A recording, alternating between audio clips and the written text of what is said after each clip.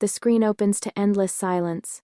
A dark ocean of stars stretches across the void as a faint signal echoes through space. Decades have passed since the events of Interstellar, and humanity stands on the edge of extinction once again. The colonies built near Saturn's wormhole are failing. Crops engineered for alien soil are dying. The air processors flicker. Hope is thinning like the atmosphere outside the glass domes. On Cooper Station, now orbiting a distant star system, an aging Joseph Cooper watches holographic recordings left behind by his daughter Murph. Though Murph is long gone, her equations saved humanity once. Cooper believed his journey ended when he reunited with her, but destiny never truly released him. The station's council gathers to reveal terrifying data. The wormhole near Saturn is destabilizing. Its gravitational lensing is shifting unpredictably, and the last habitable world discovered beyond it has gone silent. Far across another galaxy, Dr. Amelia Brand continues her mission on Edmund's planet. The world once seemed promising, with breathable air and rolling plains of violet grass under twin suns. Years of terraforming have turned it into a fragile sanctuary, yet something is wrong.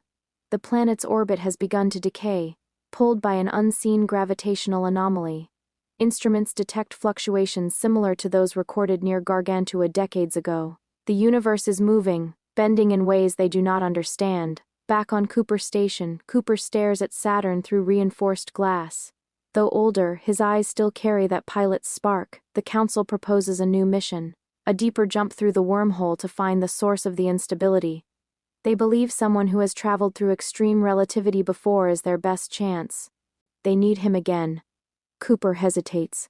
He remembers the crushing weight of time dilation, the pain of watching his children age through static-filled screens. But when he learns Amelia's planet is in danger, his choice becomes clear. He cannot let her face another cosmic disaster alone. A new spacecraft named Lazarus II is constructed using advanced quantum drives derived from Murph's final research. The ship carries a smaller crew, including young astrophysicist Dr. Elias Ward, who grew up studying Cooper's journey as legend. For him, Cooper is history made flesh. For Cooper, Ward is a reminder of how much time has passed. The launch sequence is silent but powerful. Engines ignite with blue-white fury as Lazarus II escapes the station's orbit. The wormhole looms like a shimmering sphere suspended against the blackness. As they approach, instruments begin to spike. The distortion patterns are different this time. The wormhole pulses like a living thing. Crossing through is violent. Space folds inward, stars stretch into luminous ribbons, and gravity shifts like a rolling ocean. The crew fights to maintain control. For a moment, Cooper believes they will be torn apart, then silence returns. They emerge not near Edmund's planet but on the edge of an unfamiliar system dominated by a colossal rotating black hole. Unlike Gargantua, this one radiates bursts of energy in rhythmic intervals, almost like a heartbeat.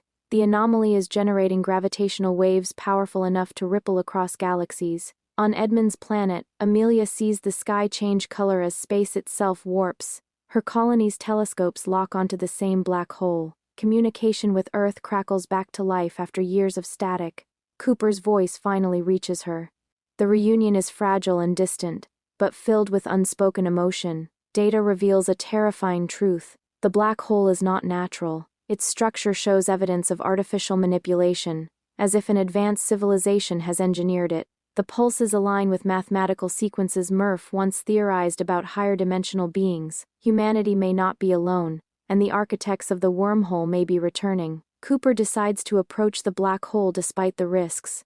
Ward argues the tidal forces will destroy them, but calculations show a narrow band of stability within the accretion disk. It is a gamble worthy of their first mission. As Lazarus II dives closer, time begins to fracture. Seconds on the ship stretch into hours outside. Cooper watches Amelia's messages speed up rapidly on the monitor. She is aging faster relative to him now. The cruel irony cuts deep. Inside the gravitational boundary, they discover a structure hidden within warped spacetime. It resembles a lattice of light, suspended between dimensions. Ward theorizes it is a communication array built by the same beings who once saved humanity. But something is wrong. The structure is collapsing, destabilized by the black hole's decay. Cooper realizes the wormhole near Saturn was a temporary bridge, and its creators may have abandoned it. The gravitational imbalance threatens to erase entire star systems. Humanity's colonies will not survive the cascade effect. A desperate plan forms. By reconfiguring Lazarus the First, the Persh die, I quantum core, they can emit a counterfrequency to stabilize the black hole's pulses. It will require flying directly into the lattice and manually triggering the sequence. The pilot must stay behind. Cooper prepares himself once more for sacrifice. Ward protests, but Cooper reminds him that exploration has always demanded risk. Before initiating the maneuver, he records a final message for Amelia. He tells her that love remains the one force capable of transcending dimensions, the same truth that guided him before. The ship accelerates toward the luminous structure. Energy surges across the hull as gravity distorts violently. Warning alarms scream. Cooper ejects Ward in an escape pod aimed toward Edmund's planet, ensuring someone survives with the knowledge they have gained. Inside the lattice, reality splinters. Cooper sees visions of Murph as a child, of Amelia stepping onto a new world, of Earth's dusty horizons long gone. Time becomes a mosaic. With trembling hands he activates the counter-frequency. A blinding wave erupts outward. The black hole's violent pulses slow, then synchronize into a stable rhythm. Across galaxies, gravitational waves calm. On Edmund's planet, Amelia watches the sky steady. The anomaly fades into a distant glow. Ward's pod lands safely near her colony. He carries Cooper's final data and message. Days later, a faint signal emerges from deep space. Against all probability, Lazarus the First thy automated systems survived, drifting in a stable orbit near the black hole.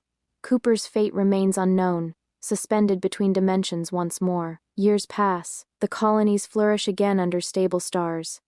Amelia stands on a hill overlooking fields of thriving crops. She looks up at the sky every night, searching for a familiar signal. Humanity has learned they are part of a much larger cosmic design. In the final scene, the camera drifts toward the stabilized black hole. Within its glowing ring, a flicker of movement suggests consciousness. A silhouette stands within a higher dimensional space, gazing back at the universe. Whether it is Cooper or something beyond him is left unanswered. The message is clear. Exploration never truly ends. Time bends, gravity shifts, civilizations rise and fall, but the human spirit continues reaching outward. The stars remain vast and mysterious, waiting for the next leap into the unknown.